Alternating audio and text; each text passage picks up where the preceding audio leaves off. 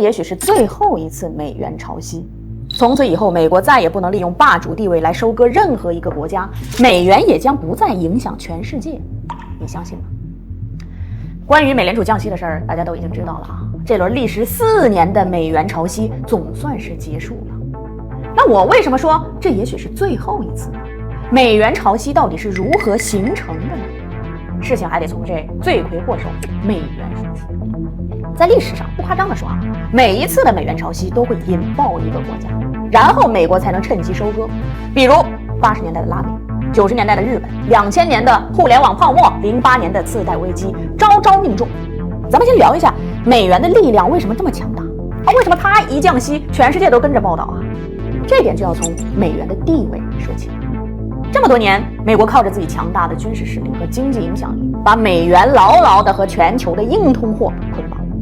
从最早期的跟黄金挂钩啊，再到后来跟石油挂钩，直到今天，全世界的贸易都要用到美元。为什么？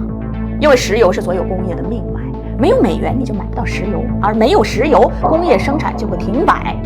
所以这里我们先记住一个结论：美元的霸权地位是美元潮汐的根源。那这美元潮汐具体是怎么运作的呢？你可以把全世界的国家想象成一家家企业啊，而美联储呢，就是一个有影响力的银行，它掌控着全球货币的流动性开关。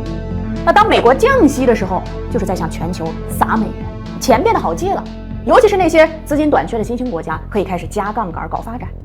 但它加息的时候，美元开始回流美国啊，那些过度依赖融资、负债过高的国家，相当于被抽血了，一旦扛不住，就纷纷破产。这就是美元潮汐的循环，而过去的很多次金融危机也都是这个循环的产物。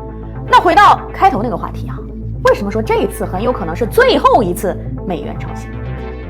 你看，这轮的加息周期从2022年3月开始，当时是全球刚从疫情中走出来啊，百废待兴，正是需要资金重建的时候。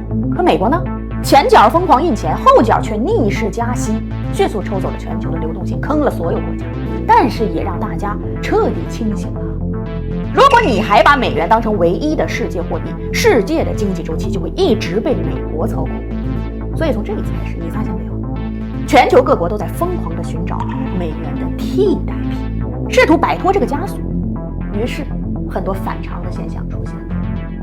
以前美元加息，黄金会跌呀，但是在这轮加息周期里，黄金反而屡创新高，大饼也在走强，人民币的势头也在越来越猛。这些其实都是美元体系的挑战者，而在这些挑战者里，最让美国头疼的正是人民币。看组数据，2022年中国的外贸数据超过了美国，到了2023年，中国的工业产值更是占到全球的35%，比第2名到第10名加起来还多。但在全球货币支付份额上呢，美元占比超过47%，而人民币只有4.7%。明眼人都知道不合理啊。那随着时间的推移，人民币终将回归它应有的地位。全球经济60年一个周期，黄金也好，人民币也罢，其实都是对美元霸权的宣战。如果宣战成功，那么未来全球经济的游戏规则可能真的要彻底改写了。散会。